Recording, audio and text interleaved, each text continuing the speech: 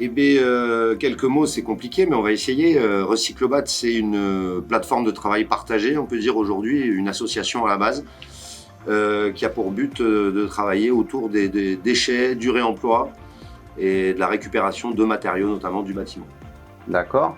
Et ces matériaux, vous les récupérez comment? On les récupère par tous les moyens possibles. On peut déposer des déchets à Recyclobat. On collecte nous-mêmes auprès d'entreprises, de particuliers, tout déchet réutilisable dans les activités de bricolage, construction. Recyclobat, du coup, c'est né d'abord de l'envie d'être maître de son outil de travail.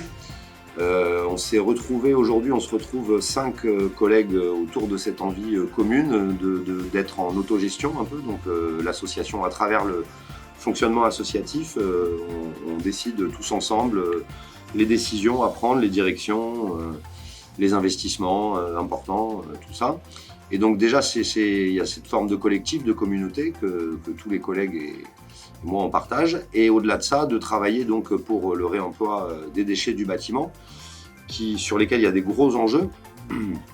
Nous aujourd'hui, on arrive à capter entre 300 et 500 tonnes de déchets annuels, dont on va dire 80% sont réemployés par des particuliers majoritairement, mais aussi par des artisans qui travaillent sur des parties non structurelles, de décoration ou quoi. On a tout un stock de matériaux aujourd'hui qui nous permet donc d'évacuer ces déchets et de faire en sorte qu'ils aient une autre vie. Voilà. Super.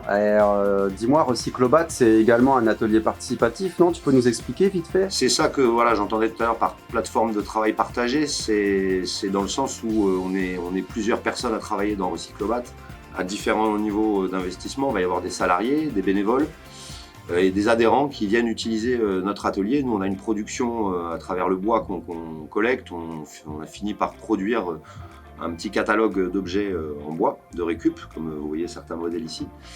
Et donc cet atelier, on le met aussi à disposition de nos adhérents pour développer aussi du travail collectif. Et donc on a plusieurs artisans qui viennent régulièrement et aussi quelquefois des adhérents voilà, particuliers, débutants, amateurs, qui apprennent à bricoler ou qui ont besoin de fabriquer des aménagements pour chez eux. N'en choisir qu'une, c'est dur presque d'essayer d'optimiser le tri de ces déchets, déjà la production, et puis derrière d'essayer de réutiliser un maximum de choses, quoi. Nous, on va réutiliser les barquettes d'emballage alimentaire pour diluer les pinceaux, on va réutiliser chaque chute de bois, les chutes de production de l'atelier, on va les réutiliser pour fabriquer des petits objets.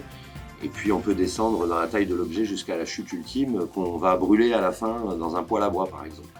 Et donc d'essayer même à travers l'activité qu'on a en tant qu'entreprise ou association, d'essayer de réduire sa consommation de déchets au maximum. Et plein de problématiques, voilà, de travailler avec des produits un peu écologiques sur la production, c'est compliqué. Sur l'école extérieure, trouver des produits qui fonctionnent aussi bien que la chimie, ça reste compliqué, c'est cher, c'est pas très accessible, c'est pas assez développé, je pense, dans les bureaux d'études, tout ça, ils travaillent pas assez sur... Il y a certainement des solutions qui sont pas explorées. Et puis après, sinon, des problématiques aussi de visibilité en tant que petite structure associative. On n'a pas les moyens de faire de la com. Donc trouver du déchet, ça c'est pas un problème. Par contre, faire parler de nous, si on n'a pas des collectivités qui s'impliquent, si on n'a pas des annonceurs qui s'intéressent à nous, c'est pas évident d'avoir un rayonnement à l'échelle de tout ce qu'on collecte. Parce que tout ce qu'on collecte, évidemment, quand on collecte 300 tonnes, il faut qu'on ait 300 tonnes qui sortent à un moment parce qu'on n'a pas un site infini, quoi. On est contraint par la surface aussi de nos locaux. Le fait que on rentre parfois plus vite les matériaux que ça sort, quoi. On a des livraisons parfois par semi-remorque, donc ça repart souvent dans les voitures de particuliers ou des remorques, quoi, des petites remorques accrochées à la voiture. Donc pour évacuer à peu près 300 tonnes en sortie par le particulier, c'est compliqué. Voilà.